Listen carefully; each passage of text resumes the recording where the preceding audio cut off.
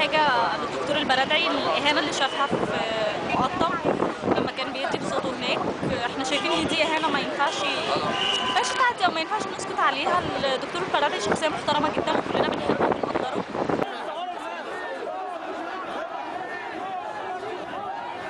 احنا جايين بس النهارده نقف وقفه صامته جدا سلميه جدا، جايين نعتذر له، بنقول له اللي حصل ده من بلطجيه مش من المصريين. المصريين بيحترموك جدا يا دكتور واحنا منهم، يعني احنا المصريين واحنا نازلين نقول لك احنا بنعتذر لك يا دكتور، يعني اللي حصل ده من بلطجيه مش من المصريين. جايين النهارده بغض النظر عن تأييدنا او معارضتنا للدكتور البرادعي، انما جايين النهارده نرد الراجل دوت اعتباره لانه اتظلم وحصل على حملات ممنهجه ومنظمه من النظام السابق وفلوله الان في تشويه سمعته وتضليل الرأي العام. جايين كلنا نعتذر له عن اللي حصل ده، سواء كنا مؤيدين او معارضين، لاننا كلنا في الاول وفي الاخر بنحترم الدكتور البرادعي لانه رمز من رموز مصر الشرفاء، وما يصحش اللي حصل ده.